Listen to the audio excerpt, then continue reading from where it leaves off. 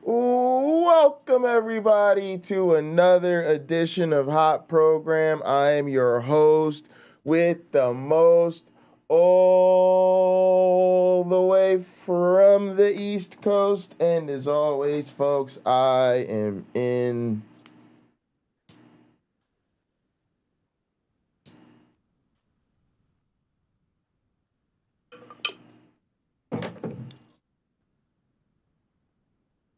airplane mode, and I am joined by a man who thinks Jesus Christ, if he existed, would certainly be more reliable than Asus products. A man who absolutely could not recommend Asus products. How you doing today, my one black friend?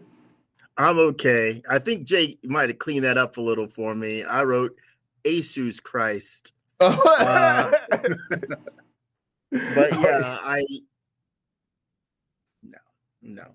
Finally got things resolved with my giant monitor, my $800 monitor that broke, just because it was lifted off a desk. But anyway, I'm well.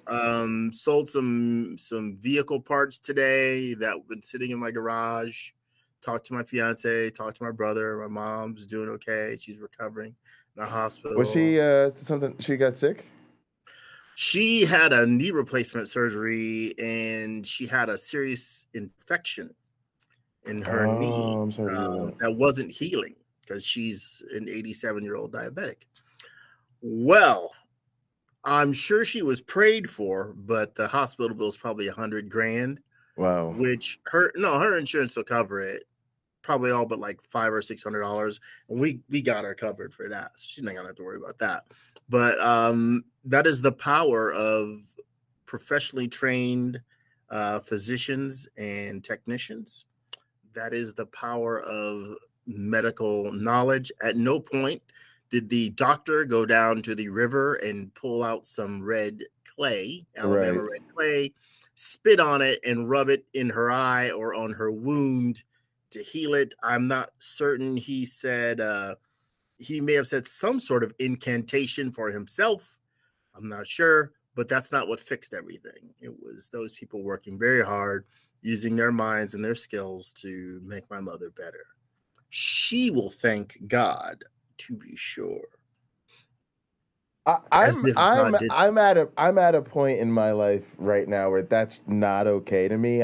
But I know that's how people are. We were doing reviewing Rebecca Davis and Sal Cardova talking about the healing of a beauty queen. A young lady went through the windshield of a in a car accident at the age of about 11 or so, and then they did the reconstructive surgery, and she grew up to be a beauty queen. And why God would take an interest in healing this person so that they could win a beauty pageant is a bit mystifying to me. But it really did touch on the fact that there's a certain way in which the Christian perspective trivializes the advances in medicine, right? Because we've gotten to this point where rescuing someone from a car accident, doing reconstructive surgery on their face, doing cosmetic surgery, doing the physical therapy that they needed to go through. All of that has even become mundane. We made a good point that if they rescue people from 800 car accidents by putting them on a gurney, if they mess up the 800 first and the person falls off the gurney, they're going to sue the hospital. That's how we've come to expect them to get this right and get it right every single time. And it just, we overlook all that and we throw our hands up and go, oh, God. And I know that they'll say, God put the doctors in my life and sent them to med school. But that's an awful lot to do. And it just seems like we're just not coming face to face with the progress we've made as people that we deserve credit for as as a species and these people in particular? Go ahead. Well, so the surgery to install and reinstall after it went off in August, my defibrillator is routine surgery. Crazy, right? It's like, nah, you go home. They're like, we don't even want to keep you here. Yeah, We don't even want to keep you here with this. You don't even have to stay overnight. I'm You're like, not worth the bed. What? Yeah, you can go home probably. I'm like, huh? The only reason you'll stay is if they do this surgery in the afternoon, late afternoon. Well, so I stayed because my surgery was in the late afternoon.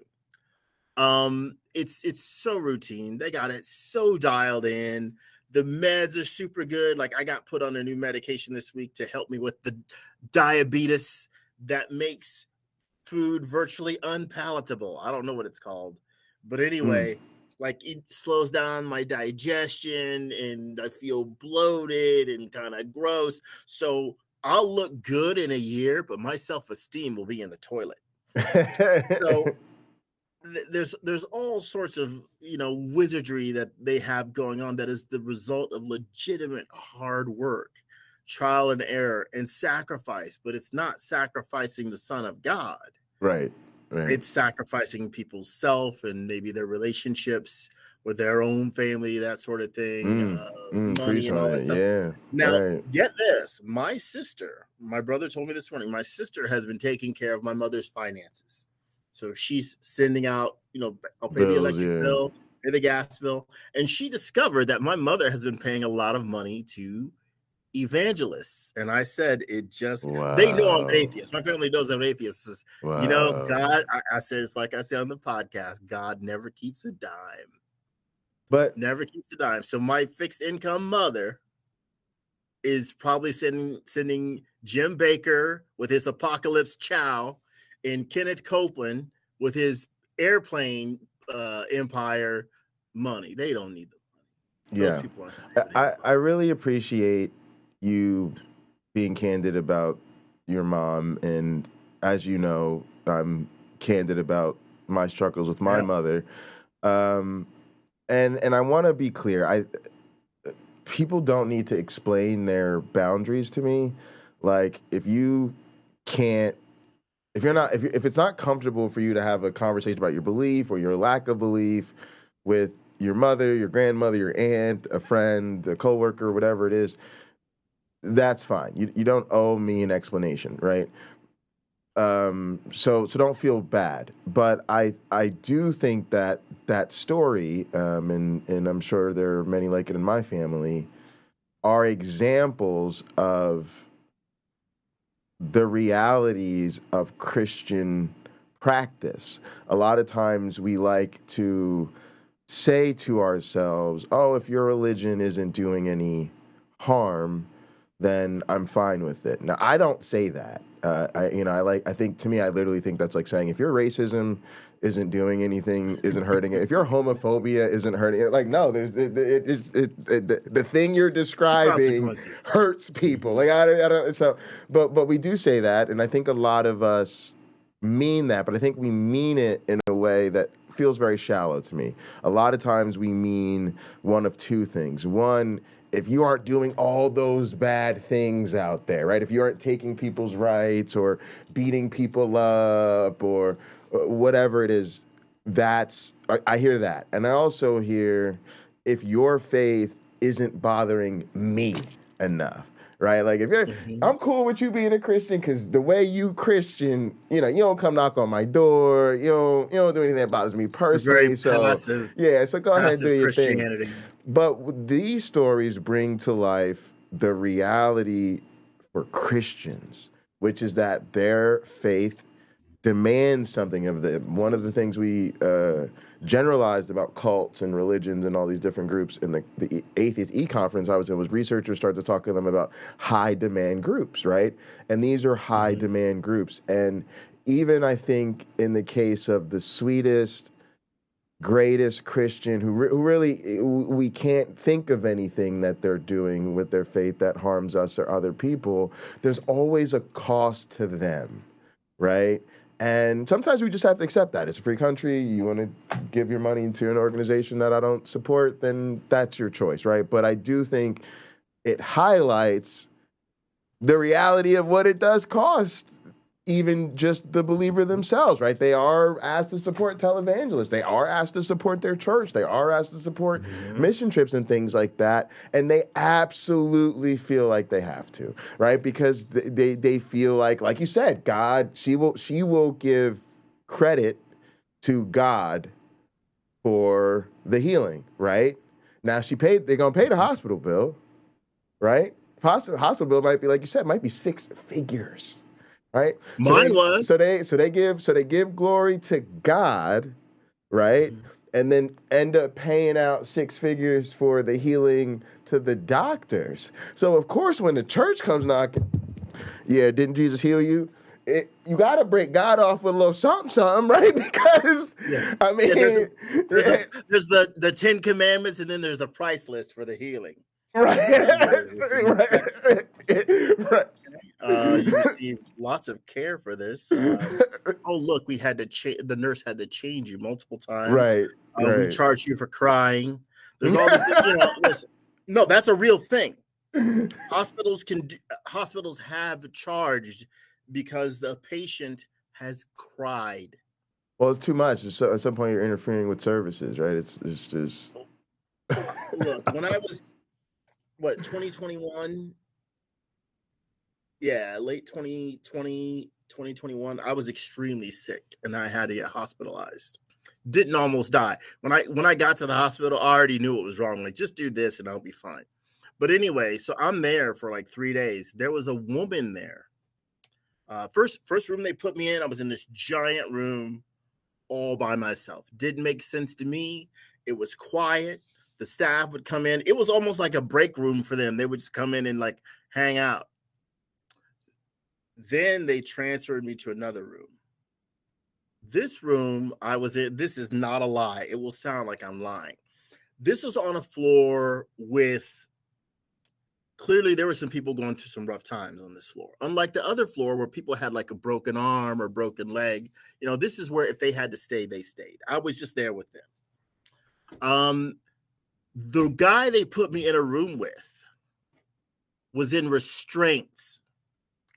And he was constantly asking me for broken glass. Do I have a razor? Anything? Can I get up and let him out of his restraints? The police had come to see him. And he only stopped talking when he fell asleep, which is worse than me. So anyway, it's more talking than I do. Right. And down the hall, there was this woman chanting something. Now, to me, it didn't make sense. It was nonsense. But she went on day and night and day. I asked the nurse, I asked the orderlies, is there anything you can do?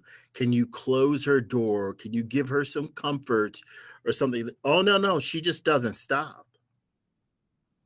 Can you close her door? No, we can't close her door because then we don't know if she's going to hurt herself or if someone's going to hurt her. And I'm like, someone is going to hurt her. Sure one way or the other. One way or another. It's funny. I'm not saying you should stop feeding her. Right. Give her a sedative or something. But clearly this woman needed comfort and wasn't getting it. And I said, have the lead nurse, the charge nurse, put a note that I'm not paying for this room. You can put me back upstairs. I'll pay for that. I'm not paying for being down here. I can't sleep because he won't stop talking. And quite honestly, he's probably the most dangerous person in this hospital. And then down the hall, this lady is disturbing the comfort of probably 50 or 60 other people. Wow. Because she's not comfortable. Right. In some kind of way. I don't know what she needed, and I certainly hope she got it. Right. But this was the environment that I was put in. So I guess I have to I did realize, I said to my nurse, like, I know it's hard being here. You do this every day. I'm just here for 2-3 days. And then I go home. It's quiet on my street. You can walk down the middle of my block and people will wave to you if they know who you are. walk down the middle of the street. No one will tell you to get out of the street. You'll hardly ever see a car. It's peaceful here. But yeah, there are those things where my bill for that stay, I forget what it was, like $40,000, like $44,000 Wow. for just a few days. Oh yeah. Well, it wasn't as much as one when I almost died last year. That was $100,000. And like, y'all gonna have to discount this because they didn't do anything for me but diagnostic tests, and they did bring it down. But my insurance paid most of that. I paid some, they paid the rest. So it's one of those things where, yeah, God isn't. It would be nice if people could. It would be nice if Dr. Bart Ehrman, welcome to the program. It would be nice if people could really see that this isn't the work of a God, this healing that takes place, right? These people are often artisans in what they do. I don't have a nasty scar where they put the defibrillators in. I've had a lot of surgeries and stuff like that. And I make sure that I thank the people in the room before the anesthesiologist knock me out. I let them know that I appreciate them. I understand they're helping me have a better life with what they're doing, and I'm glad they're there. And I see the gratitude on their faces that I can sit there and say that. I don't know how they would. It'd be interesting to know how they would react to someone who's in there praising God for surgery, rather than like me. I'm like the opposite. I'm praising them. Right. God doesn't even get honorable mention. I don't even give God like I like for me. I would imagine. I would imagine they're just used to it. I'm sure it just happens every day, but I'm sure at some level they think it's disappointing. Like more disappointed than not saying anything, right? Like you were all the way in the positive land. Oh, it's really great when somebody recognizes the human endeavor that they're in, and I'm sure they're really appreciative when that's acknowledged. I'm sure they're used to people just not saying anything, or they're just concerned about the practicals. What am I going to do? How's it going to hurt? There's so much going on.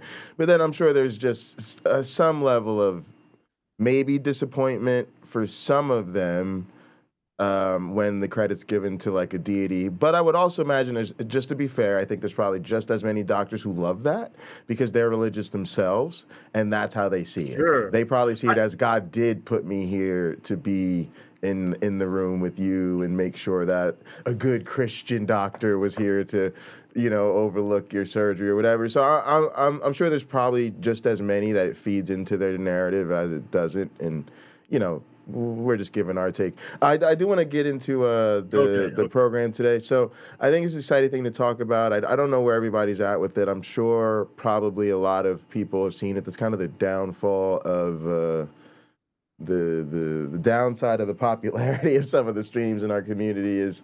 But I thought this was a really interesting idea. I've been really trying to shift the focus in our community. I think that I get a little bit tired of all the conversations about the arguments and the philosophy and the stuff that at the end of the day just points to God isn't real. The biblical story isn't true. That sort of thing. I do think most of us need to be a little bit more bold in living that truth, right? I think it's of it like coming out of the closet. But I think part of the real motivation to do so is that, for me, there's a great deal of immorality wrapped up in religion. And I think for most people at the end of the day, that will be a bigger problem. I got to be honest with you, even in my own journey, right? I got to a point where I was just holding on to the label and holding on to the identity. I saw myself as the, cultural Christian or whatever we'd say these days, where I don't take the doctrine seriously, but I still take the identity seriously. A lot of what changed that for me was Christians behaving badly, starting to think of Christianity putting me in a situation I didn't want to be socially, right? Like, when they did the thing, when they came to my campus, a particular creationist group, and they attacked my advisors and researchers because we provide evidence of evolution, right? This is something that, yeah, remember, like that's crazy, right? I realized in grad school that my research made me the target of a holy war. And I saw it playing out on campus, and I saw the people doing it attacking my advisors and the people who had brought me there, who paid my check, and who I worked with day in and day out. Like attacking the Rob Pennock, my freaking teaching mentor now. Like it just really was all of my mentors. And I was like, nope, I'm out. Right? I don't want to identify with a group that behaves this way. And so I do want to hear this discussion, because part of, I think, what's so powerful, what keeps most Christians in the faith to me, is their predetermination that it's good. God is good all the time. God is love. And so for that reason, they are certain, maybe even more so than they are about the actual nuts and bolts of their faith. They're certain that being a Christian makes them a good person because God is good and blah, da, da, da, da. And I think a huge thing that those of us that really want to tear down the walls of the faith are going to have to do is start to focus on, yeah, you know, I got to be honest, I'm convinced with you. I'm convinced that there's no God, or I'm convinced that the faith isn't true. But I'm even more convinced, I'm almost certain that this religion is not a good thing, that this story is not and that starts with the story, right? So that I just wanted to set that up as the preamble, that I do think if you can seriously impinge the character of Jesus in the Bible, when you find yourself in a position that you can seriously have a conversation about your lack of belief or whatever it is with a person, being able to articulate this and get them in there and understand this may actually serve to open people's eyes when they're ready for that point. So that's what I'm hoping to see here, but I don't know. We'll see. Yeah, and go ahead, and I'll let you give your preamble too. Yeah, it's fine. Okay, you may not want to allow the following appropriation of your hard work, the other geneticists and biologists who went before you. Genesis 1:24, and God said, "Let the earth bring forth the living creature after this kind, cattle and creeping thing, and the beast of the earth after his kind, and it was so." So see, there you go. It's just a simple process that God used for the earth to bring forth animals. So get off my land with your protest sign. Yes. They go forward and be satisfied. Genesis 1:24. A lot of theistic evolutionists do point to that passage, actually. You know, as sort of countering the creation narrative, although it's clearly part of a creation narrative. So yeah, that's a to me, it's ruined easily by God riding around the sky on the back of his cherubim in the Psalm. As my brother said, well, you know, he made a comment about that when I brought that up. I said, to some degree, it is awesome for God to be roaming around heaven through the clouds on the equivalent of He-Man's battle cat. Yeah, I'll give him that. It's pretty interesting. In keeping with what you said, I had a text exchange that I shared with you, and I'll now share it with the audience as well. I had asked a Christian, what is God's standard? Give me chapter and verse, if you would, please. I'll do my best to respond to each verse. I seem to be focusing on the morally reprehensible behavior of the Bible, behavior in the Bible. What is God's true standard? This is a big ask. Take your time. So that's what I asked. The reply I got, Matthew chapter 22, 36 through 40. This is Jesus speaking, or someone asked Jesus in verse 36, which is the greatest commandment in the law? Jesus replied, love the Lord your God with all of your heart and all of your soul and with all of your mind. This is the greatest. This is the first and greatest commandment. And the second is like it. Love your neighbor as yourself. All the law and the prophets hang on these two commandments. To which I replied, Thank you. God can't even do both of those. There's that whole hell business, you know.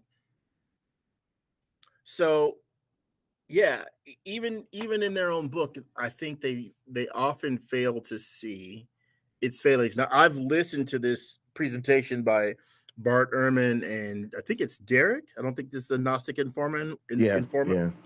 Okay. I want to also encourage our viewers. Let me see if I can pull it up on YouTube. I just want to recommend the Gnostic Informant podcast, which I'm not finished listening to. I've heard part of it. It's freaking fascinating. No, history.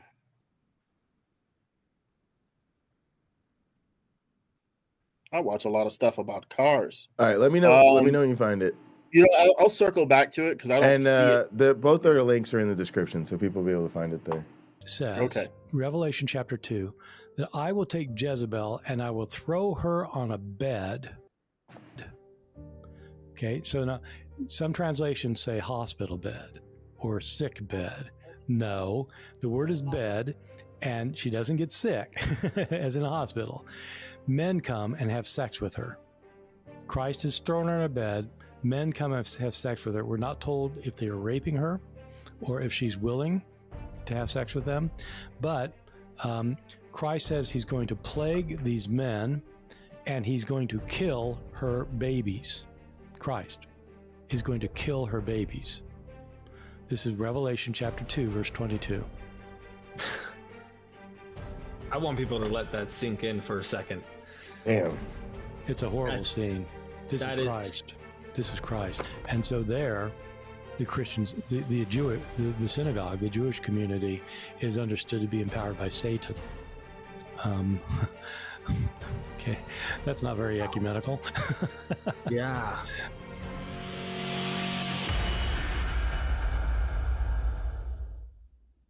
Bart D. Ehrman, thank you for joining me again. Does it sound weird when I put your middle initial addressing you? No, he's always, he actually, it's kind of how it's always addressed, sounds actually. Because I write it that way, but it's like Bart D. Ehrman. So Jesus is coming back next Thursday or Friday. I can't remember which day it is, correct?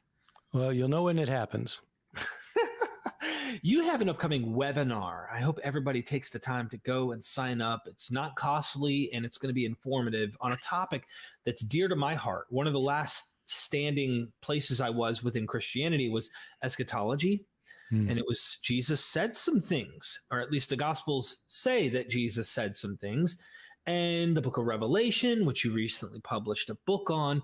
So can you tell us briefly about what this webinar is going to be about? So the webinar is devoted to the issue of the rapture. The rapture is this idea that you find in fundamentalist and conservative evangelical circles that says that Jesus is coming back, probably soon, to take his followers out of the world. The followers of Jesus will be raptured. They'll be snatched up, which is what rapture means. They'll be snatched up and taken to heaven. So that they don't have to experience the next 7 years. The next 7 years will be a period of tribulation on the earth, horrible suffering. The Antichrist will rise up.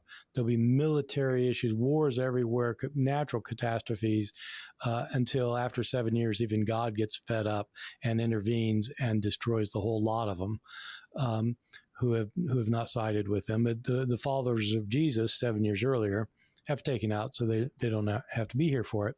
My lecture is on the rapture and where this idea came from, because everybody simply assumes that it's in the Bible, probably comes from the book of Revelation, and in fact, it does not. It doesn't come from the book of Revelation, and in fact, it's never in the Bible. That seems counterintuitive to people because they've heard verses from the Bible that sure sound like the rapture to them. And I'll be trying to show why these verses, in fact, are not talking about what they say they're talking about. And it's actually not that hard to prove, but people don't see it, have never been told this before. You have gone on record saying Jesus failed as an apocalyptic figure. Am I right? No, I don't think I've said he's failed, but I have said he was wrong. Okay, so I don't like to think of Jesus as failure, but Jesus thought that the end was coming in his own generation. He like other apocalypticists, he thought the end was coming in his generation, and no, he was wrong about that. It did not happen then. So if we take your particularly, it's not just yours, it's a scholarly assessment that Jesus expected the Son of Man, which was not him, to come soon, and the kingdom of God, which was going to be a real, physical, actual kingdom of God on earth, which seems to be depicted in some way. Revelation, this millenarian figure named John on the island of Patmos, seems to have also this idea that God's actual kingdom is going to come to earth. Whether we interpret it that way or through the lens that, well, the Jesus is the one who's going to come and he's the Son of Man, both of those failed. No matter what path you take, Crystal, I appreciate it. It fails, unless you're a Gnostic who imagines this in some esoteric spiritual way. But then again, nothing actually happened, right? The book of Revelation does think it's going to happen soon, and that it did not happen. But there have been, for the course of most of Christian history, biblical scholars and theologians have insisted that Revelation was not predicting that. It's not that they were Gnostics. They weren't Gnostics. But going back to St. Augustine in the 5th century, St. Augustine argued that when the book of Revelation describes the future millennium on earth, where there'd be 1,000-year reign of Christ here on earth, that he was actually talking about what was going to happen when the church took over the Roman world, that the church would reign on earth, that Christ would rule through the church. And during the millennium in the book of Revelation, Satan is bound and is unable to harm anybody. And according to Augustine, Satan cannot hurt anybody in the church because they have the power of God behind them. And so Satan is bound for anyone who believes. And so the interpretation of Revelation that lasted for century after century after century until relatively modern times was not that it's predicting the future. John himself thought he was predicting the future, but not in the way fundamentalists think. But he did think this was going to happen soon, and so he did fail at that. He was wrong about that too. But it's not that Christians have always thought that. Christians typically have thought that it's happening now. The millennium is now. There's so much thought on this, and of course, I'm sure you're going to cover a lot of this in the webinar.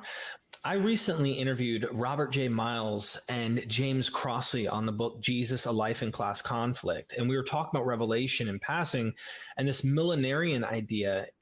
I'm throwing out a few names. You know all of these people.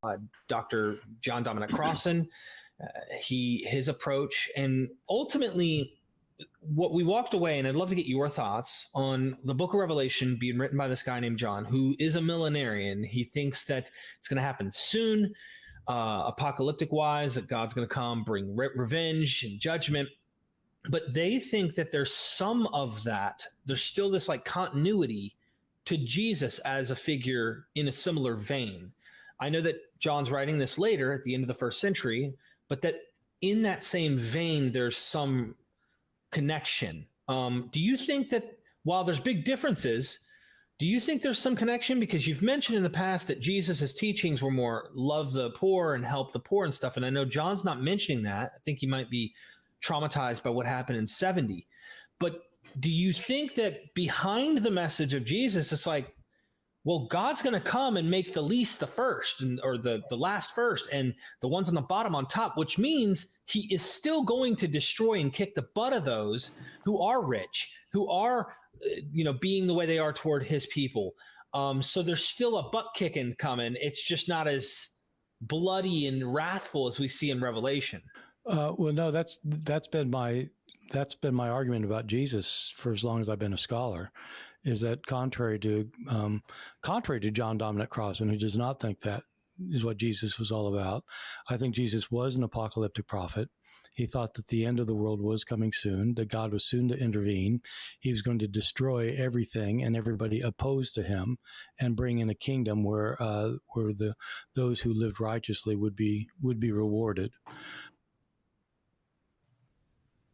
I just want to pause here for a second, because at some level, I gotta admit, it hurts me that we're not more obvious about what this says about atheists.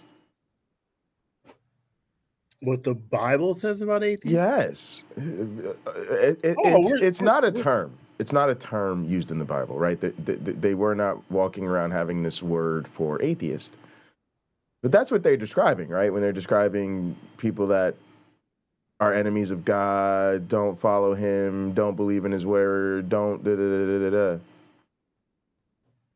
And there's no interpretation of the Bible in which the fate of those who don't follow God is not seriously fucked up, or at least seriously set apart from Christians.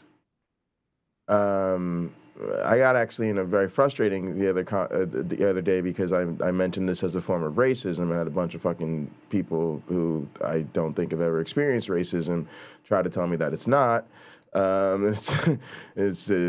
Which is a whole nother conversation, but I think it's really problematic because there is no interpretation of the Bible in which this is not the case. And I really wish that atheists understood the Bible hates you. The Bible hates you.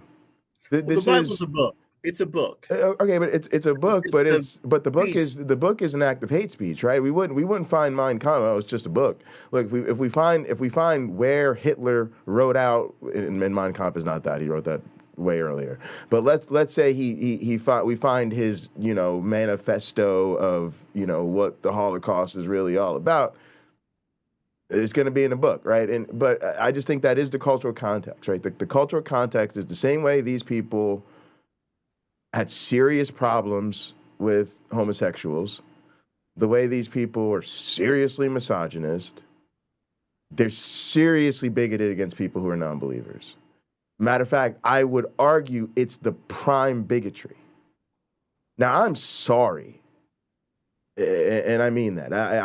It bothers me sincerely that this is the case. Mm-hmm. But I don't see any escaping it, and I don't see any dignity in looking the other way. This is why I say we have to come out of the closet. The same way the LGBTQ community said, you know what, I could just pretend to be the gender I was assigned at birth and go along and get along. Oh, I could ask one of my lady friends to come home for Thanksgiving with me, so mom thinks I have a girlfriend and can just assume I'm straight. But that wouldn't be right. It wouldn't be right. One, because it's not true, and two, why is it okay to hide who I am because this group is prejudiced against me? This group needs to confront its prejudice. Mm-hmm. And if you can't do that, then again, you've forfeited your seat at the big kids table. It really bothers me that atheists are not ready to be honest about what the Bible says about non-believers. Because trust me, every believer knows. They might not be able to cite you chapter and verse, right? But what is the whole conversation we have about why it's so difficult to get these people to let go of their faith? I'm gonna draw the conclusion for you. It's because it's not okay to be an atheist. In their eyes. It's because the one thing it is definitely not okay to be in this world is a non-believer. That is discrimination, gang. That is bigotry. Oh God, I'll do anything, but please don't try. So look, we gonna let the tape roll, but I just think Bart put it so clearly. That's what the book said. They expect, whether it's a celestial kingdom of heaven, as most people interpreted it now, in which atheists are excluded from eternal life, or it's what Bart, one of the leading scholars in this field, is trying to tell us is what the Bible is actually saying. Oh no, it was actually much worse than that. What it's really saying is, oh no, God's gonna come and reign here. Oh yeah, and he's gonna politely take all his favorite people, boop, get them out of this whole mess, leave the rest of y'all here to fight amongst yourself and bring war and disease and famine and conflict and all of that, which really, I don't know why we're even doing that, because ultimately God's going to destroy you all. But no, he's going to let you fight it out amongst yourselves for damn near a decade for his amusement, right? And then he's going to wipe everybody off the surface of the planet. Now, wipe away every tear. Yeah. Now, you might think you can coexist and co-govern, and why can't we all just get along with people who believe this? But I refuse to. I absolutely refuse to. So that's me. Go ahead, my one black friend. Okay. So, as many of you may have heard me say before, I do disagree with when they're saying the books of the Bible, the New Testament, were written. Old Testament, I don't really have a foundation to say one way or another or an opinion about a lot of that stuff. I think most of it was written when they were in Babylon or just after, most of it. But when the Hebrews were in Babylon. As far as Revelation goes, forgive my roommate making a shake. All good. As far as Revelation goes, I do think Revelation was written prior to all the Gospels, with the exception of maybe John. But actually, no, I take that back. Even before that, because a lot of what Jesus and his pals are saying is going to happen, those things are in Revelation. It doesn't need to come after. And people say after the temple. Derek just said it, right?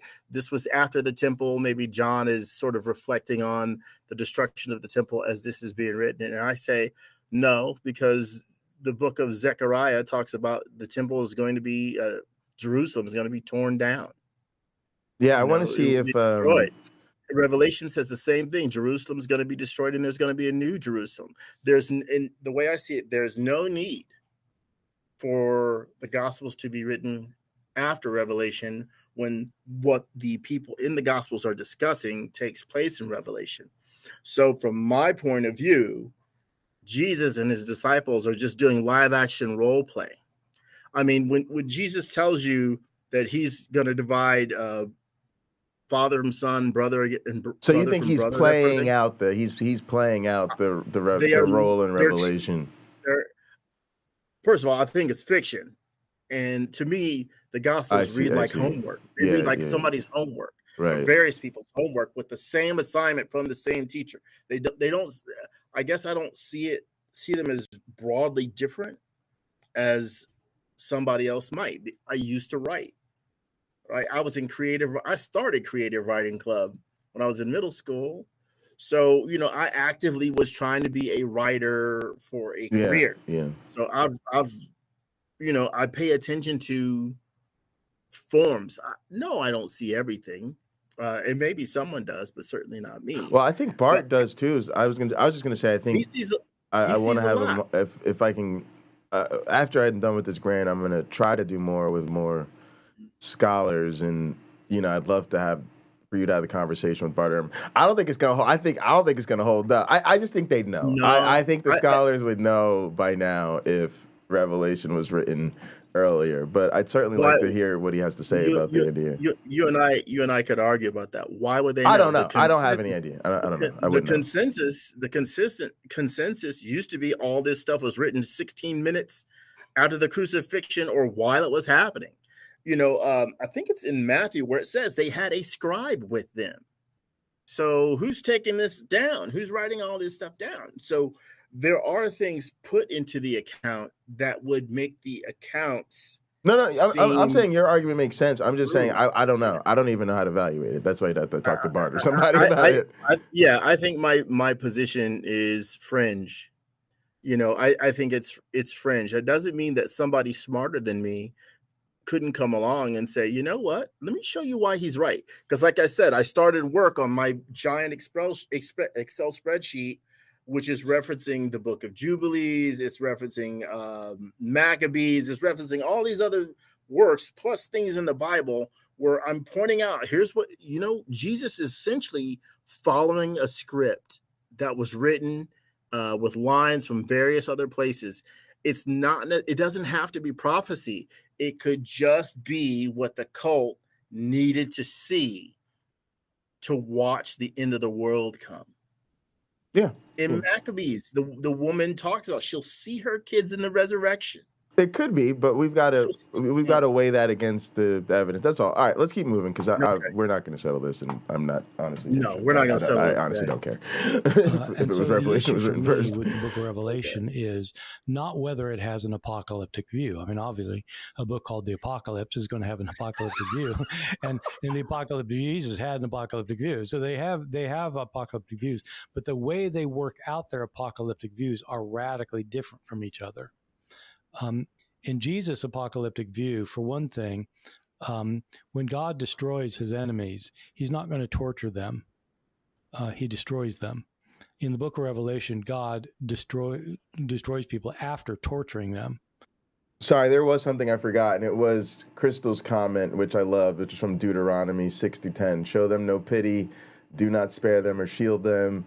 You must certainly put them to death. Your hand must be the first in putting them to death, and then the hands of all the people. Now, I obviously know Christians don't believe that that's what they should be doing, but some do. The fact that that's in the book is enough for me.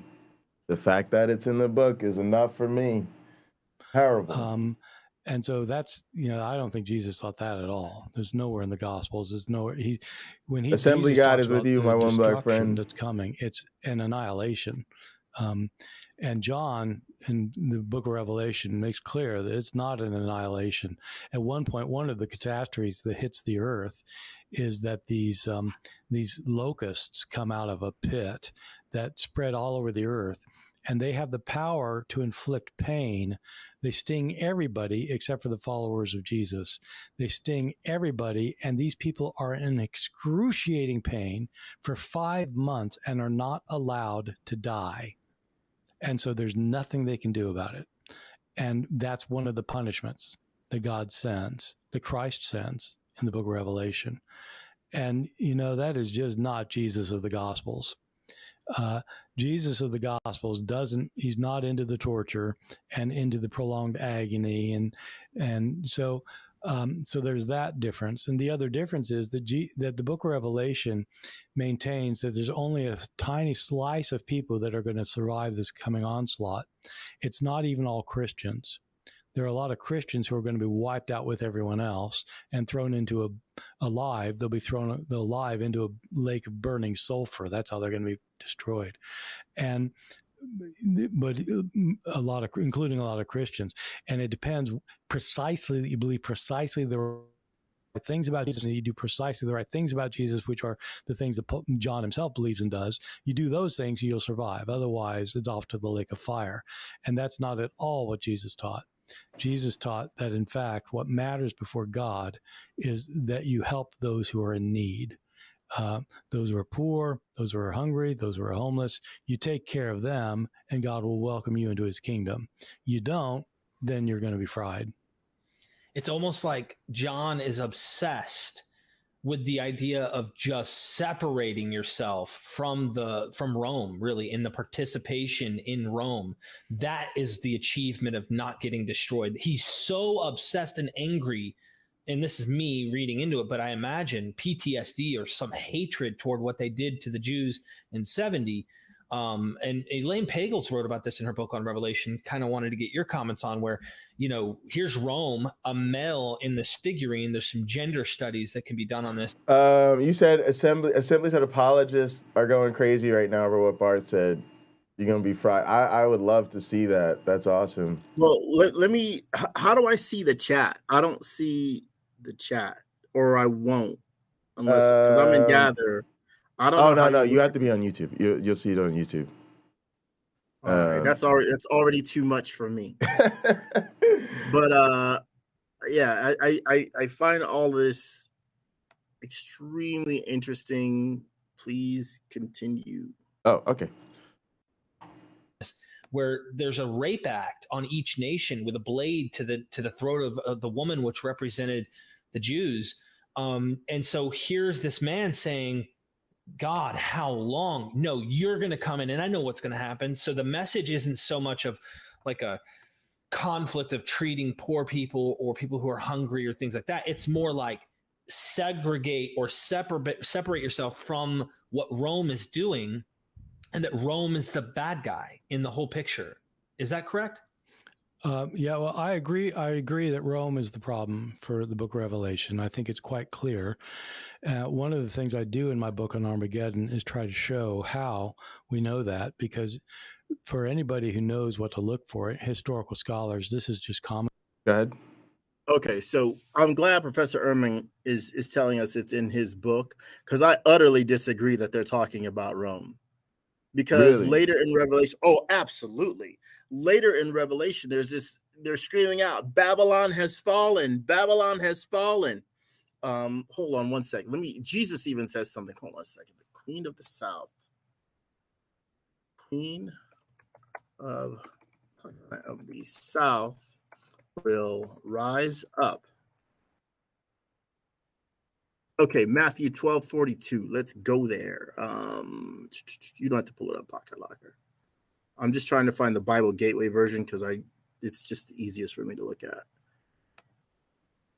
This is, for me, when I see stuff like this, it kind of makes me think that for sure they were pulling from something else for a lot of this, because this is almost like an artifact that got left in there because somebody didn't clean it up.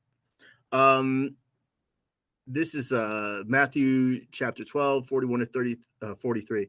The men of Nineveh shall rise in the judgment with this generation and shall condemn it, because they repented at the preaching of Jonah, and behold, a greater than Jonah is here. The queen of the south shall rise up in the judgment with this generation and shall condemn it. For she came from the uttermost parts of the earth to hear wisdom of Solomon, and behold, a greater than Solomon is here. So get this. So I'll leave out 43. So what he's saying, he's talking about Nineveh. Pull up a map, or just, Jay, go on your screen and in a Google search and say, where is ancient Nineveh? Pull that up.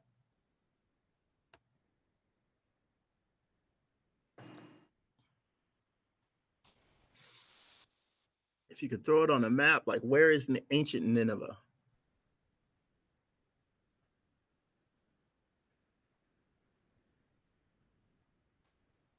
So the queen of the south is going to rise up in judgment. How many centuries has this woman been dead? The Queen of Sheba. How long has she been dead at the point where Jesus is saying this? I don't know. A few. Or several, if I'm being even more vague. So can you find it in text, where it says in text, like it was this city or this city? It's Mosul now.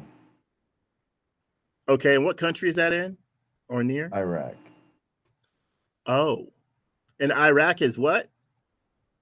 It's in northern Iraq. Is Babylon. Okay. They're talking. I know people, like I said, I got to read what Dr. Ehrman has written in order to. Yeah, I honestly don't want to do this. I don't know this well enough. I don't know, okay. and right. We're here to review Bart Ehrman's video. I don't want to get side. I don't know how to evaluate these claims. My thinking is it's gonna take a lot to convince me that Bart Ehrman doesn't know whether or not the book is talking about Rome.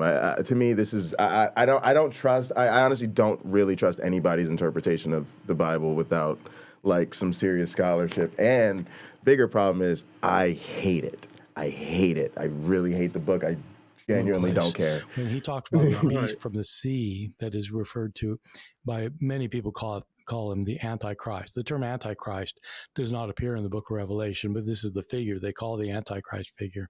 It's quite clear this is the Roman emperor, and the enemy is the city of Rome. the whore of Babylon in Yeah, chapter, Assembly is with you. The Assembly of God is in I the see that. YouTube show. chapter Yeah. 17. The whore of Babylon is I just don't. I and literally that don't can be- know. that can I be haven't read this stuff in demonstrated from the decades, text right? itself. Okay. 666 is a reference to the Roman Emperor Nero. This can be shown from the text itself. And so I do all that in my book. Hang on. The This is what one he's thing talking about. Let me go back disagree a few because I was talking to on. look for it. Isn't so much of like a conflict of treating poor people or people who are hungry or things like that. It's more like segregate or separate yourself from what Rome is doing, and that Rome is the bad guy in the whole picture. Is that correct? Yeah, well, I agree. I agree that Rome is the problem for the book of Revelation. I think it's quite clear. One of the things I do in my book on Armageddon is try to show how we know that, because for anybody who knows what to look for, historical scholars, this is just commonplace.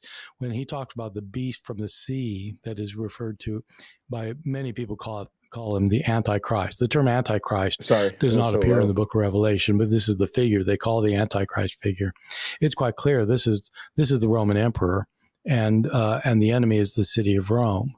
The whore of Babylon in chapter in chapter 17, the whore of Babylon is Rome, and that can be demonstrated from the text itself. 666 is a reference to the Roman Emperor Nero. This can be shown from the text itself. And so I do all that in my book. The one thing I disagree with is he selling you this book? I don't. He's selling us this damn book. It sounds like this book. We need to read this book. Yeah, I don't read books. But no, this sounds good. This sounds like he's one people are really going to be talking about. I don't think that I don't know that this author was Jewish. I don't know there's that an audio book, and I don't know that the destruction of the temple per se is caused him a lot of anxiety. He clearly thinks Rome is the problem, but it's not the Roman treatment of Jews that's the problem. It's Roman treatment of Christians, who whether they're Jewish or not. And so that's in this book, it presupposes that the vast majority of the followers of Jesus are non-Jewish. And so I don't know whether he was Jewish or not, frankly, but definitely Rome is the enemy. Now, what do we do with Paul, right? We talk about Paul. In some ways, you see it contradict Jesus, of course, in his letters versus what we find in the Gospels. But Paul's view of what is the parousia, you also find this language in Revelation of this kind of parousia, the coming of the Lord. And it seems like this author is aware of the Sibylline oracles. At least I've seen Nero Redivivus play its role in some of the Sibylline oracles as we see it in Revelation. So I'm kind of wondering, what does Paul contradict this guy, John? I mean, Elaine Pagels, I think, tried to make a point that she even thought maybe there's a jab at Paul in like the second angel to the church, where there's this idea of like meat sacrificed to idols. And anyway, like, I don't know where you fall on some of these details, but what are your thoughts about John and Paul? Do they contradict in their views of the end? They're broadly very similar, that there's Jesus is coming back to destroy his enemies and will bring in a kingdom. So they're broadly similar in many ways. All right, Neil, Gnostic Informant, just sent me his video about Christians don't understand Revelation with Bart Ehrman. So I guess we'll have to do that one later. It's going to be a crazy day. I got a lot going on. But I think I'll probably do that one this week or something as a follow-up. But look forward to that. Okay. Disagree with Elaine on this point. I don't think that Paul is the target. Also, shout out to Neil. I guess that means he's watching somewhere in YouTube land. I don't know what's going on. The one point where they do overlap, they overlap in a number of points, but the one point has to do with food offered to idols, whether it's appropriate to eat it or not. Paul talks about this in 1 Corinthians chapters 8 and 10, and he thinks basically, you should not eat the meat. He talks about the pluses and minuses basically and says, yeah, but in the end, don't do it. John has a very decided view that anyone who is a follower of Jesus who eats meat that has been previously offered to an idol has committed a sin that will be punished horribly. God will destroy this person. His most vivid image of this is in his discussion. It's not of a Paul figure. It's a woman. It's a woman prophetess in the city of Thyatira.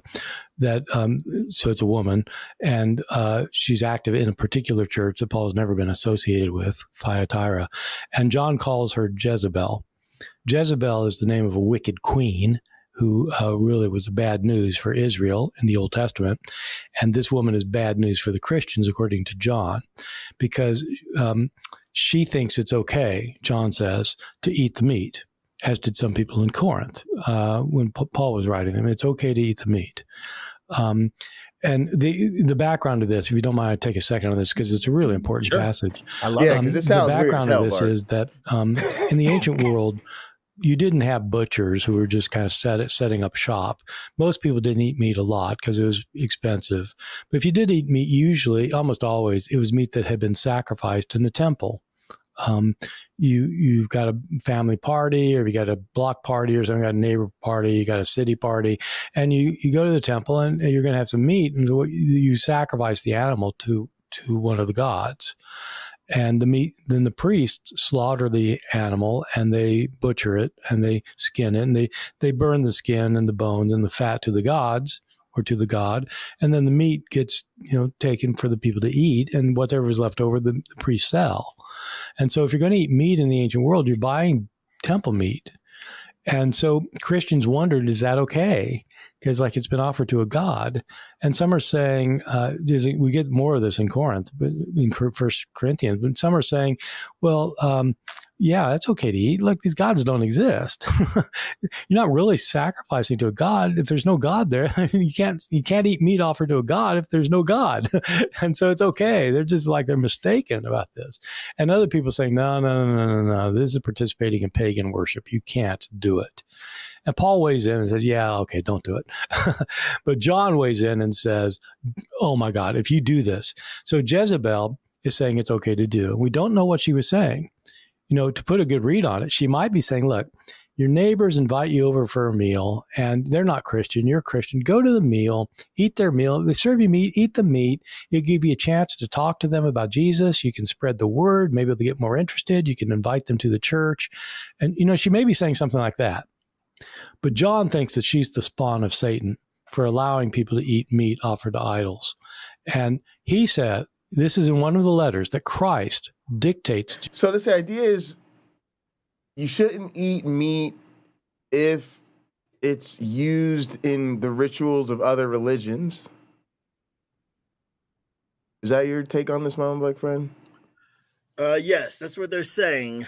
But you have I think there's some conflict here because there's the rise in eat vision that Peter has. Hold on, I open up my notes with this computer. I'm using an Asus computer. All right, let us know if Asus Christ comes through for you. No. To John that he sends to this church in Thyatira, where Christ says that this Jezebel has urged people to worship idols and to commit fornication. In Jewish thinking and then Christian thinking after it, idolatry was always connected with sexual sins. All right. I'm just going to speak on this because it is bugging me. And gang, y'all know me. I'm going to hammer these messages home because I promised for 2023, this was the year I am pushing the button. It is the year we're just going to get real about religion.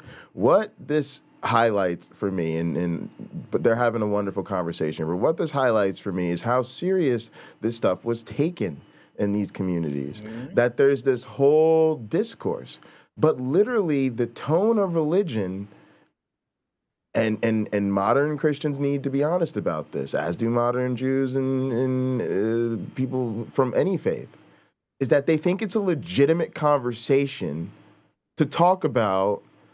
Can we share a meal after it is offered or consecrated to various religions? Man, if you consecrated that meat in the name of Baal, oh yeah, I can't break bread with you. What do you mean you can't break bread with them? No, you should break bread with them. this is what I mean about really understanding how deep the bigotry is.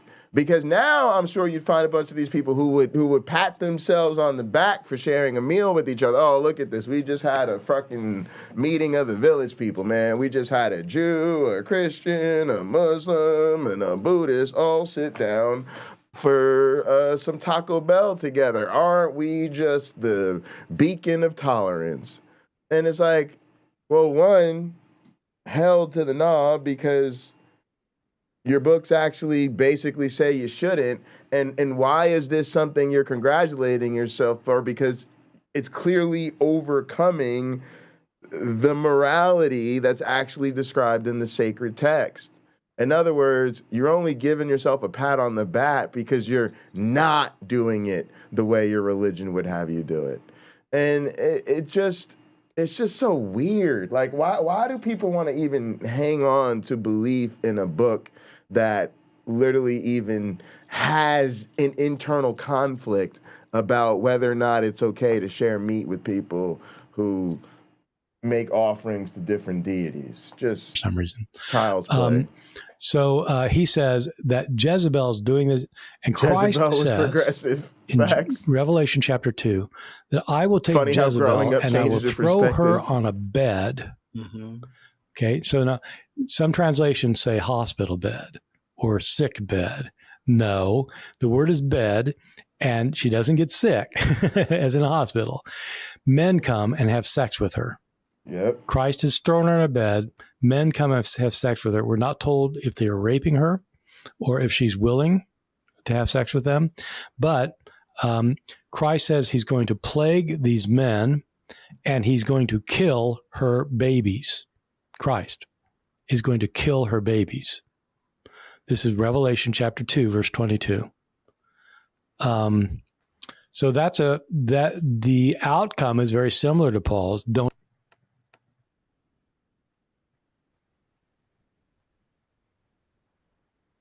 And thanks Here, to here. the prop master YouTube punk, I will be reading from the NRSV Book of Myron, Most High Apostle Super Studded Edition. And yeah, it's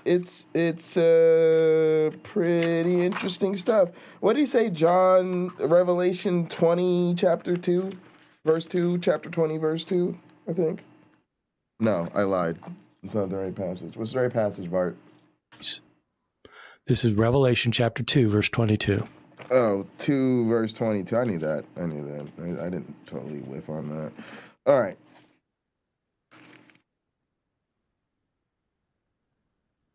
Oh, I'm in come on now. Flip back to Revelation is not that long of a book. People don't realize that. All right, here we go. Revelation 2:22, next page. It says, "Beware, I am throwing her on a bed, and those who commit adultery with her I am throwing into great distress, unless they repent of her doings, and I will strike her children dead. And all the churches will know that I am the one who searches minds and hearts, and I will give each of you as your works deserve." Woo, searches hearts and minds. Yep, that's that thought policing right there. Mm-hmm. All right. So again, he thinks this is Rome. I still say it's Babylon. But what if they're using one as a stand-in for the other? I don't know. But yeah, I'm gonna try to set it up so you can actually have this conversation with Bart Ehrman. Well, Revelation itself says that Jerusalem is called Sodom and Egypt, spiritually, right? Spiritually. So is it they were never in Egypt at all? They were in Jerusalem? You know, again, I think a lot of this Old Testament stuff's written during the captivity. That's all. But anyway, yeah, so maybe Jezebel is different than the whore of Babylon altogether. But again, as I mentioned with the Queen of the South, there are artifacts here. And I think Revelation is probably very old, maybe hundreds of years before the rest of the gospel. And again, they're just LARPing. They're just live action role play, thinking they are the group that is going to bring it all together. And as I mentioned in earlier episodes of our podcast here, I think it all started.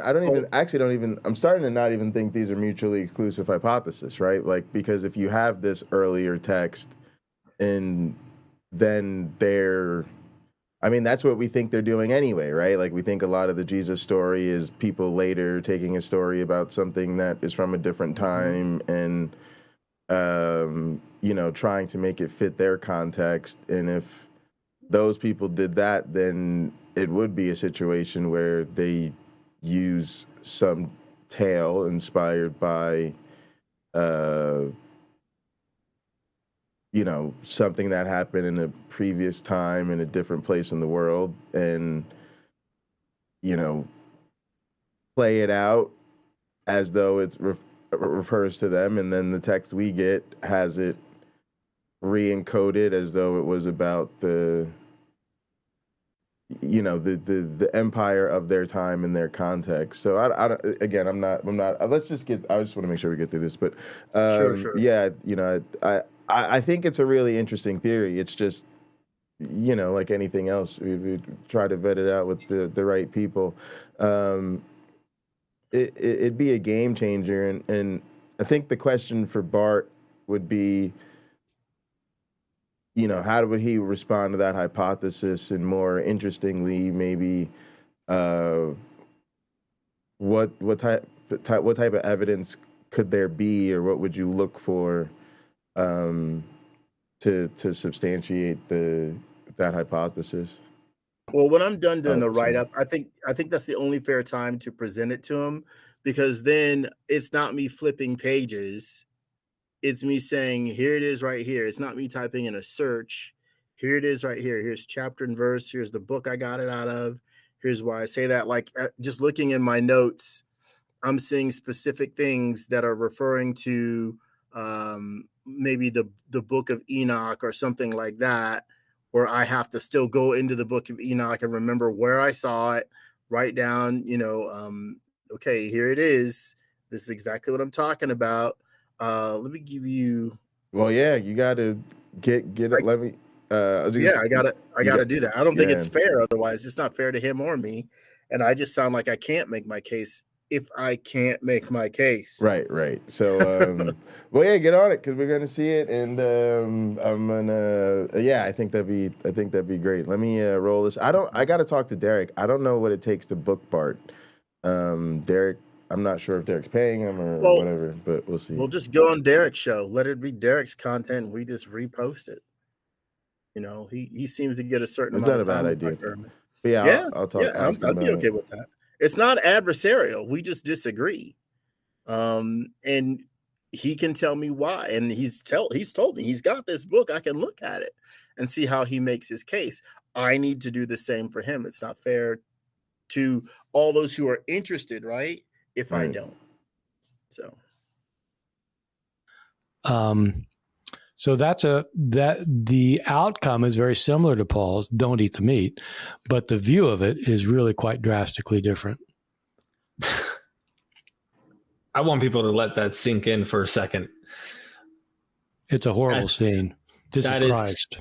This is Christ. And so this is part of my view in my book on Armageddon is that the view of Revelation, the understanding of Jesus in Revelation is not the understanding of Jesus in the Gospels. And I don't think the view of this author, John of Patmos, I don't think his understanding of Christ is Jesus' own understanding of himself or of his gospel. Can you pause right there?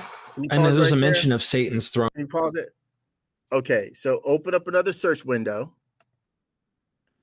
and type in the question, what does Patmos mean? Patmos.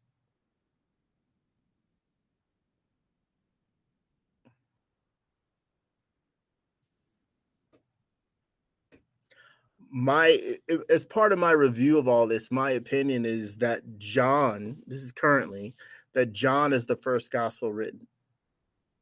And it was written after Revelation.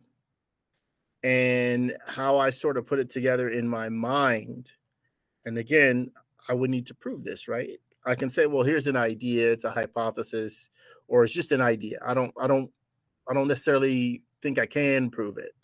But I would submit that there were these cult centers, and Revelation mentions the 7 churches.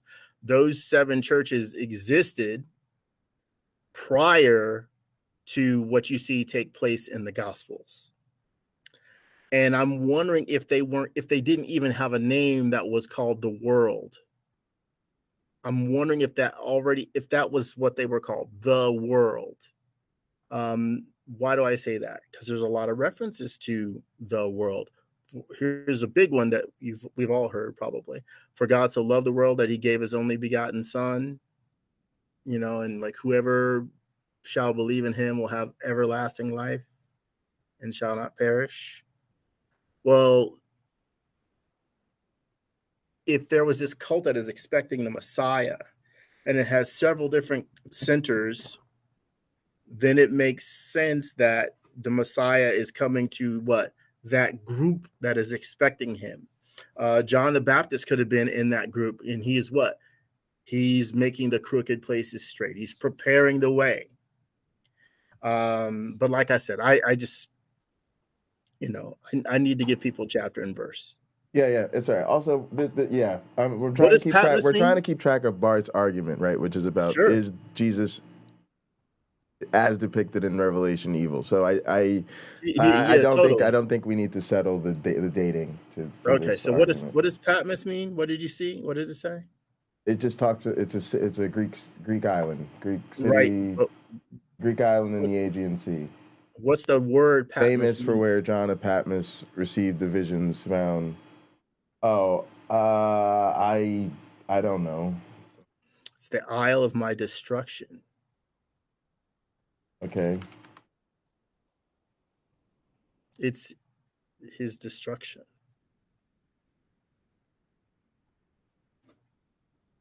Kind of poetic, even if it's true. Yeah. Anyway, Rome 2, I don't know if you've done any background knowledge on that. What the heck is that about? In one of these letters that Christ dictates through John to the 7 churches of Asia Minor, he speaks of a church where that are being opposed by the synagogue, which is the throne of Satan, and so there, the Christians, the synagogue, the Jewish community, is understood to be empowered by Satan. Okay, that's not very ecumenical. Yeah. This fits why you were saying maybe we don't even know what this author, like where, if they're Jewish or not, and it might fit within the trope of what we see happening later at the end of the 1st century, start of the 2nd, with this anti-Jewish or anti-Judaism, I'll say, rhetoric. People use crazy arguments to argue this guy's a Jew, and he may be a Jew. John was a Jewish name, but he's living at the end in the 90s. Peter wasn't a Christian name until Peter came along, and then till Jesus renamed Peter, then people started calling their kids Peter. So I don't know if this is a Christian who's named this person, their child, John, after one of the famous Johns, or whether, I don't know. He's not called John the son of Zebedee. But people use crazy arguments to say, well, he's got to be Jewish. He quotes the Old Testament a lot. He refers to the Old Testament. So he's got to be Jewish, right? Who else would know the Old Testament? And you think, what are you talking about? Have you read anything? These scholars say this. First Clement was written just about the same time. First Clement is written by a Gentile, and the whole thing is about the Old Testament. The idea that only Jews knew the Old Testament, Christians, people who became Christians, who converted, or people who grew up in Christian families by the end of the 1st century, of course they knew the Old Testament. They quote it. And so when Paul writes 1 Corinthians, he's writing to people that he says were pagans. And he has the most complicated interpretations of the Old Testament, and he expects his readers to know what he's talking about. So it's a silly argument to say that if he quotes the Old Testament, he's got to be Jewish. Wow. I have one more question for you, Dr. Ehrman, and that is all the research you've done over the decades, your scholarship, Would you say learning the historical, cultural significance to the context of the material we're reading, the book of Revelation, Paul's letters, the Gospels, whatever it may be, do you think that knowing that historical context played some role in you not believing it literally is true anymore? I mean, another way of phrasing it is, do you think finding out who, what, when, where, how, and why played a role in your deconversion From Christianity? Yes, sir. No, I don't. I have a lot of Christian friends, scholar friends, who would agree with everything I've said today, who are still Christians. I met up with one of my best friends last night, who's a Presbyterian minister, who agrees with everything I would have said just now.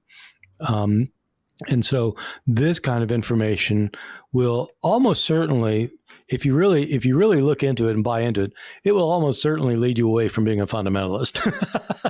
It will be, and you know, you're going to have trouble staying in the evangelical camp, even as a liberal, although you could do. But there are plenty of Christian scholars who are experts on Revelation. I mean, I think, famous scholars that you know, if you know anything about the book of Revelation and you know who's written about it, say in the last 20 years, New Testament scholars, most of them are Christian, almost all of them. I can't think of anybody who's not a Christian, actually. So, and this is another dark part of Christianity. And it's right there for everybody to see. To me, it's so obvious that the reason that's the case is because that's the part of Christianity they celebrate. And inside them, they think it's wonderful. They really think that boom, there it is, right in the book. It proves it. You know, Jesus had this view, or this is the holy view, right? We're gonna be good to go. Everybody else is fucked up. Everybody else is not gonna be in God's kingdom. God's gonna, you know, I don't know. It's weird, but I think that's the point for most people. Like when people look you in the face and tell you the God gives them a sense of hope, meaning, and purpose. Hope, meaning, and purpose for what? The answer for most of them is going to be eternal life. Ding, ding, ding, duh. Right? Well, where do they get that notion from, and what do they mean? Right? And whether they're probably not going to kick Revelations to you. They're probably not going to kick Deuteronomy to you. They're probably going to kick more like that John 3:16 to you. For God so loved the world. Yeah. You know, but at the end of the day, that's at the heart of it. That's eschatology. That's right. It's whoever believes in him and does the right Christianity is going to be in the kingdom forever, and everybody who doesn't. So the reason that I think a lot of them are not dissuaded from their faith by this view, although it's encouraging to hear that a lot of people are. But I think the reason a lot of them aren't is because that's the point, and I think that is part of what makes this group clearly bigoted, and it's a clear form of hate group, because it's the exclusion of others is the point of the group. It isn't a side effect of the organization. It's what the organization was. It's their mission statement. I'll disagree. I think the group is sanctified. They're set apart. The rest of us are going to effing burn forever. But we can still see Kent Hovind. You know, he'll be there in hell, rotting with us, burning alive with us.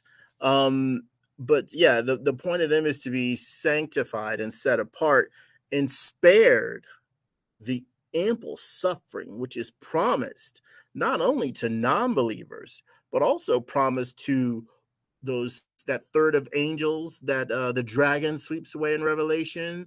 They're supposed to suffer, even though, let me read this to you.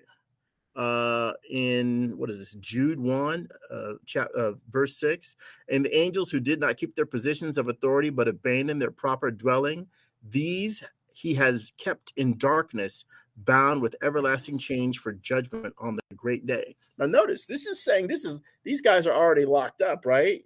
And so when the judgment happens, even though love keeps no record of right or wrong, there are these books that are mentioned in Revelation. One is the book that has all the people who get to, again, it's the OnlyFans page, like you hear me talk about. It's so all the people on the OnlyFans pages, they get to go ahead and enter into the joy. They get to go into heaven, have a lovely time and doing whatever, probably just worshiping God and, I don't know, golfing, I'm assuming. And there's probably really great coffee there. But the rest of us who are not in the Lamb's book of life, we're supposed to be judged for utter destruction. And it doesn't, and I got to find it. I'm pretty sure it's in Jeremiah where it talks about it doesn't matter what good you did. It doesn't matter all the wonderful things you did for other people. No, you're screwed. Now, I have been told, I have not read the Quran, but I was told by this man from Sri Lanka I had jury duty with, it's different in the Quran. He's saying that you are viewed by your actions. Your mouth, he says, is sealed. Someone else who's a Muslim told me they didn't know where this was. Like, where was this guy getting this? But your mouth is sealed. Your hands speak for what you've done in your life and whether or not you're worthy. Again, I don't know one way or another. I think these things are put in place to generate a better society. Not that there really is a heaven, but a better society, and a better, saying there is a heaven in that we all might be better people and sort of work to create that society on earth. And the feeling that people will have because they'll be so looked after and taken care of will be as if the presence of God were always among us because we're just so lovely to each other. I think probably initially that was part of the vision, and the person who thought that up should get a Nobel Priest Prize if they had him. But it didn't work out that way for a lot of people, because some people have psychological disorders and are bent on stepping on other people to get what they want. You have all sorts of antisocial behaviors. So I think the initial goal of even Christianity is to, when it became a religion, is to improve society to some degree. I think sincerely, the first believers thought this was really true, thought it was really happening. There's something I had in Diodorus Siculus, I think it was. It's in my pictures. All right, I'm going to keep playing rolling the tape. Sure. So this is not what leads you away from faith. This leads you to an informed faith. So people who are Christian can still be Christian. Being Christian does not mean you believe in the Bible. Right. Being Christian means that you have this idea that there is a divine being in the world, and that Christ in some way manifests this divine being so you can understand God better or relate to God better. There are lots of different kinds of Christian. I left Christianity because I thought that I could no longer accept the idea of a powerful and loving God in charge of this world, given all of the horrible, horrible suffering in it. And I just got to a point, I didn't believe that there's a God who's active in any way at all in this world. So that's why I left Christianity. It had nothing to do with knowing that there was no rapture in the New Testament, or that the 666 is Nero, or that the enemy of Revelation is Rome. It's got nothing to do with any of that. That led me away from being a fundamentalist and moved me away from being an evangelical to being a liberal Christian. But liberal Christian scholars agree with most of this. So in that question, sorry, I'm keeping you just a tad bit longer here, is that you're hitting something important to me, is like, as a liberal Christian, that meant you probably still accepted that Jesus rose for some reason. I know John Dominic Crossan doesn't. He thinks it's more of an allegory or something. But like, as you deconverted, did your perception of the resurrection also change? Because now you're like, okay, God, how could he allow all this evil, this suffering, this wicked stuff that we see around us, like children and cancer and you name it. Oh, the list can go on.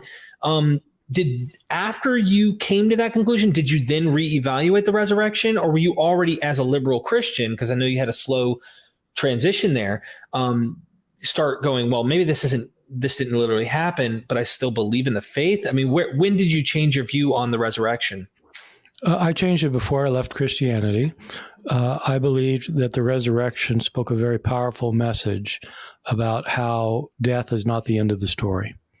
And that it's the same, in some ways, it's the same message of Revelation. I think Revelation is a really, it's a very, it's a problematic book. I mean, there's a lot of evil that happens in Revelation that claims God is doing it, and I don't believe that. But the basic idea that at the end, good will triumph, and that that God, however you define God, God will win. That basic idea I held on to as a liberal Christian, but I didn't think that the resurrection literally physically happened. I thought it was a metaphor for the fact that good will triumph and that death is not the end of the story. When I stopped being a Christian for these other reasons, because of the issue of theodicy, about trying to explain the problem of suffering, when I left Christianity for that reason, then there was no longer. Just want to harp on the fact that, again, even for a scholar, he got all the way to the resurrection. Doesn't have to be literal, just like me. Mm-mm. Just like me. He got all the way there and still was a Christian. But it was eventually moral issues. It was eventually, again, really challenging the character of the faith that was transformative for him. Go ahead. Well, I guess Dodge just announced their new Dodge Demon 170. It's essentially a racing car for the street. You can buy it without a passenger seat. It doesn't have a rear seat anyway, but you can buy it without a passenger seat. It's still a car, even if it doesn't come with that seat. It's still a car. So just because Christianity is lacking something people need doesn't mean that it doesn't have a lot of things they do need or do want. And it still qualifies as what? Christianity. I think all of our viewers, including the Christian viewers, know absolutely no person that holds to 100% of all biblical doctrine. But Christianity talks about how we're supposed to honor that. I used that quote from my friend from elementary school earlier in the discussion he and I had, where he's saying, you're supposed to basically love people, right? Treat them the way that you want to be treated. And my reply is, God can't even do both those things. The God of the religion can't do it. So if the boss can't do it, at least he was smart enough to look for people who could. But Christians, I'd say by and large, do a fair amount of good work being lovely people. Now, when we look at politics on television in the world in general, or in this nation in general, we see some who don't, and they're getting a lot of press. I don't think most of them. I don't think most of them are. I think most of them are deeply seated, and I really do believe that at the heart of it, most of them, even the Christians that we're friends and family with, the reason we don't really talk to them about this issue is because you'll see a side of them come out that's much harder to defend. And most of us don't want to come face to face with the ugliness of the people in our own lives. But to me, it is ugliness. And they're no different than a person who, knows that they know that they're in like a mob organization or a gang or something, and they know that, when it's time to really handle their business, they just use coded language, right? Oh no, when we were in that room, we said we just were going to pay so-and-so a visit, and we love them. And I actually said, bring them a basket of goodies, right? Now, when you went over there and you broke their leg, oh no, I didn't suggest you break their legs. I said, bring them a basket of goodies, right? I literally think that's what they're doing. Like they were smart enough at somebody figured out, oh, you gotta make this sound nice. You gotta make it sound pro-social. And people have been buying into that poison pill ever since, and then they just use that as a deflection to not have to take the religion seriously. But all of them sit up there and they hear problematic ideas, and I don't know. I just think if you actually sat down with most of these Christians and really just and that to me speaks to it. Well, why are we sitting here applauding people who literally are in this grift that they're so attached to that that's abusive. They literally use it as a shield. Don't even challenge me. Don't tell me I'm wrong, because that would hurt me so badly that you're a bad person. I mean, it just reminds me of so many issues where we don't care what's really going on because we're so busy reinforcing the status quo. We're so busy speaking up and protecting the bullies that we don't see the issue for the people that are hurt. Like, even this week, like, we've been dealing with this whole Anna Kasparian thing. She's a popular leftist, progressive news commentator on TYT, the Young Turks, the huge audience. And she said, I'm a woman. Don't ever call me a quote unquote birthing person or a person with the uterus.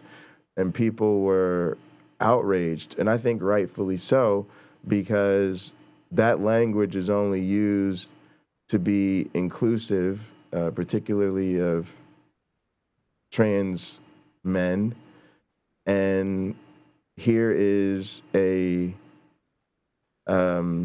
cis woman who this is never an issue for, being outraged that we're trying to create a world for other people. Well, I listened to Anna. I listened to Anna talk about this sort of thing. I listened to Dusty talk about this sort of thing. Where I think she's coming from is that she's tired of the labels, like the endless labels.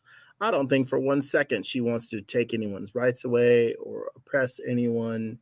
I don't think it's a civil rights issue. I don't either, but my point is that I think it's exhaustion. I think it's just exhaustion from the endless labels that we Sure, but where I'm going with this is the reason she got pushed back is because there's a marginalized group that needs to be taken into consideration. Mm-hmm. And that's the priority, not protecting the ego of the group that doesn't need protection because they're already the group with privilege. And with Christians, we don't have an honest conversation about what is going on with atheists, how hard it is to be an atheist, how atheists are second-class citizens, how atheists are living in the closet, how atheists have to deal with constantly virtue signaling about, oh, I want the person I vote for to be a Christian. I want my teacher to be a Christian. I want my doctor to be a Christian. Literally trying to create a world where atheists are not a part of this shit. And atheists are just constantly going, well, look, let's hang on now. Let's not go too hard at the Christians. Let's not make the Christians feel bad. Let's not make the Christians feel uncomfortable. Let's not tell the Christians that this shit isn't true. And I'm like, fuck that shit, man. I'm tired of it. I'm literally tired of it. The Christianity is a fucking toxic ass cult that abused me. Now, I need people in my life to stop making excuses for them. Let's listen to what Bart Ehrman has to say, man. I'm frustrated right now. Even an issue. I mean, God can't raise Jesus from the dead if there's no God. And so that one's easy. But as a Christian still, and again, I know a lot of Christian people, scholars, who don't believe in a literal physical resurrection of Jesus. They don't think that happened. They don't believe in a virgin birth. They don't, that isn't what they think Christianity is all about. Many people say, well, you can't be a Christian if you don't believe in the Bible. Well, I deal with that in my book in a footnote, actually. I actually am dealing, sorry, now I'm taking your time, but, people tend to think that the book of Revelation, that everybody seems to think that it's predicting our future.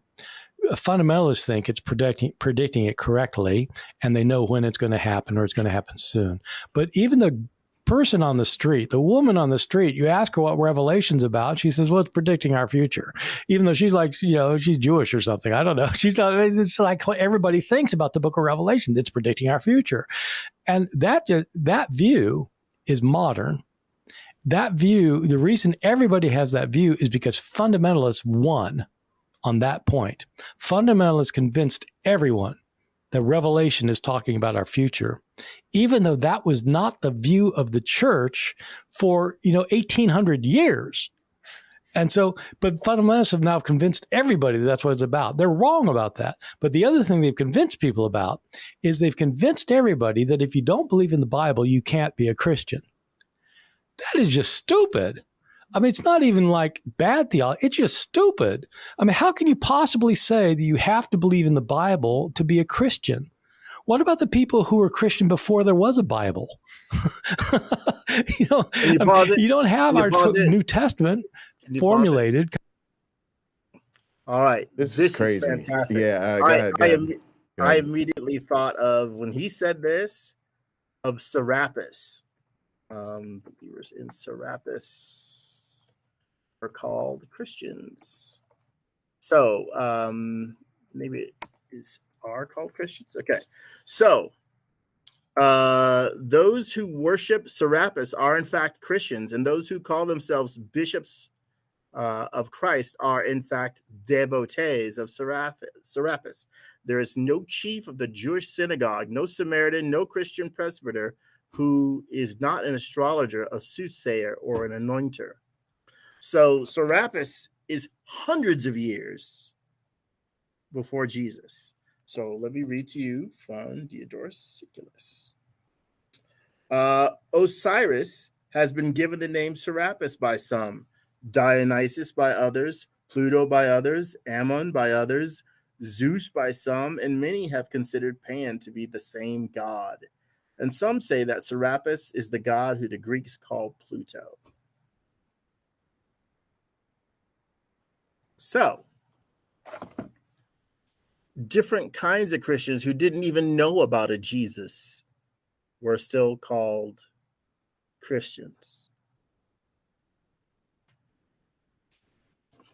Anyway, Serapis is spelled S-E-R. Yeah, I don't know. Sometimes I think people, they outthink themselves. Am I outthinking myself? No. I just think Bart Ehrman is. Look, this is why I'm not a philosophy guy.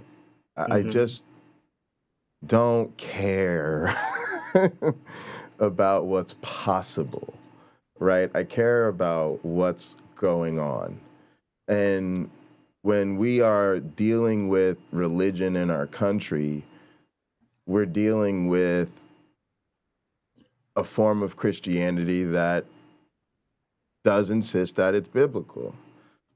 So, sure, you can technically be a Christian without believing in the Bible. And I want to say something about that in a second, but I also don't think it's productive to sort of stick your nose up in the air and act like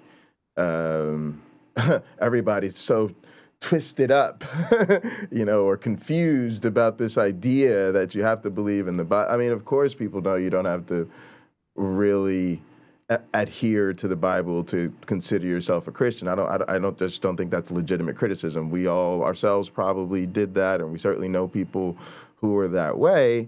But at the end of the day, we're trying to deal with the influence of these religions in our world, and in large part, that's a lot of it is biblical. Like it's based on how people interpret and then want to live according to what's going on in the Bible.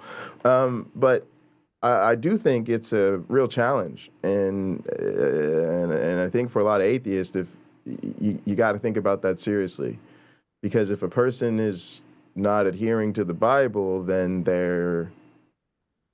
it's going to be hard to use the Bible to convince them that there's a problem with their religion. But what's interesting about this is if you stick to what I think even Bart Ehrman would say is all you've got to have is some loose association of Jesus and some idea that, you know, the gospel narrative,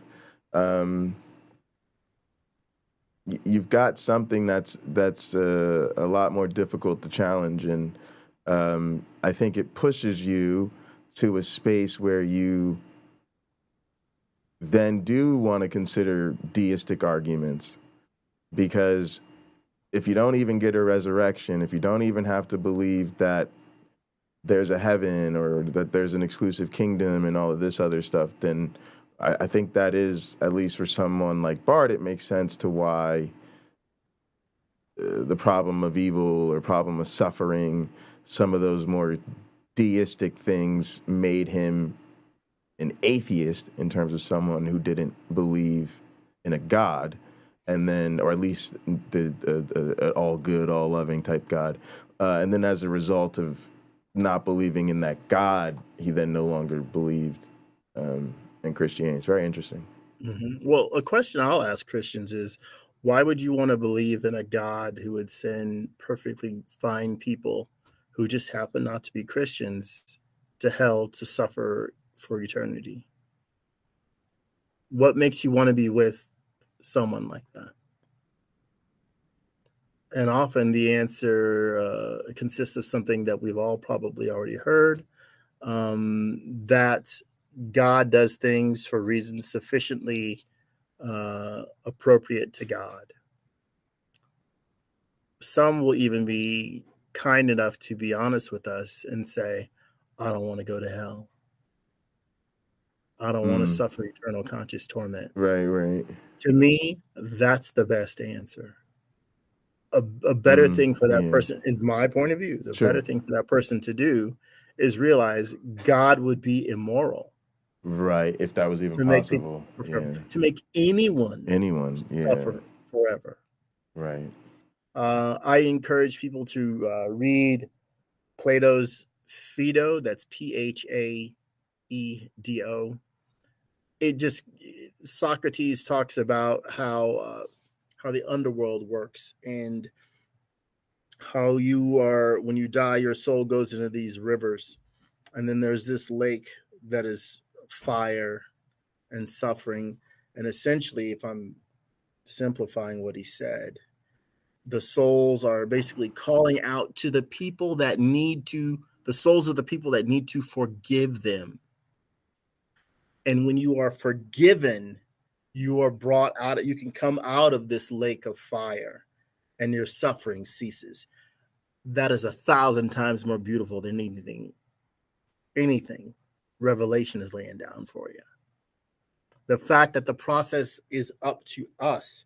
If that was the story that got around, if that was the story that was predominantly believed, we might as well forgive each other now.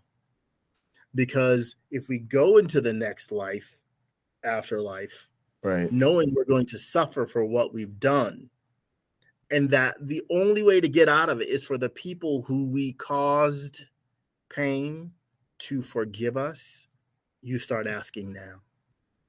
I think Christianity gives you sort of the faint shadow of that. You're supposed to come clean, right? Confess your sins to one another daily. It sort of does that. But it's also kind of, I don't know, either I'm giving Socrates too much weight and the Bible not enough weight, which is possible. So let's just put them on equal footing. There's a reason why this world's going to hell. Yeah, let's put them on equal footing. I just don't think it's something that's practiced enough. And again, Robert Price said Christians don't like the Bible they've got. That stays in my mind as I read through it, and Christians get challenged on their beliefs, only not to really want to hold to their beliefs. Anyway, that's my spiel. All right, let's wrap this thing on up. Kind of finalized until the 4th, 5th century. And so like everybody before that wasn't a Christian because they didn't believe in the Bible. And where does Jesus go around saying that, if you want eternal life, believe in the Bible? don't find that anywhere in the Bible. And look at the Nicene Creed, the creed that formed the basis of Christian faith for centuries and centuries. We believe in God Almighty, God the Father Almighty, maker of heaven and earth. And, it goes on and gives the things you have to believe to be a faithful Christian. It doesn't mention the Bible. And so why do you think believing the Bible is it? Because the fundamentalists told you that. The fundamentalists said, if you don't believe in the Bible, you can't be a Christian. I don't know. And everybody said, oh, really? Oh, God, I guess I'm not a Christian then because I believe in evolution. But liberal Christians, like smart theologians, are saying, what are you talking about?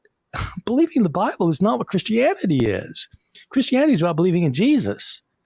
It's in some way. It's not about believing the Bible. And so, anyway, especially here in the South, people just say, well, you can't be a Christian if you don't believe in the Bible. So, where are you getting this from? Anyway, sorry, that was my little soapbox. I loved it. That was such a good soapbox. Bart, me and you, we know that there's a rapture happening sometime soon. So we want people to make sure they sign up for this lecture, because if they don't go, what will happen to them is going to be... They'll be left behind. Yeah. And you know what happens to people who get left behind? Ooh, it's bad. Whew. Very bad. Very, very bad. So you don't want to be left behind. You really don't, Bart. I'm excited about this lecture. I always enjoy learning from you. All of your courses, of course, they can go to your website and check them out. This one is going to be amazing. It's going to be live. We can go check it out. Thank you for giving us your time today and teaching us a little bit about Revelation. We got a real deep sneak peek. Get the book. Sign up for the course. Any final words from you? Going on, no, but except also go to my blog, the Bart Ehrman blog. I talk about this stuff all the time, 5 times a week. Back to promoting his blog post going back 10 years, and I raise money doing it for charity. So why not? Thank you, Bart. Somebody was just talking about how he hadn't been doing that, but I guess he's back to doing it.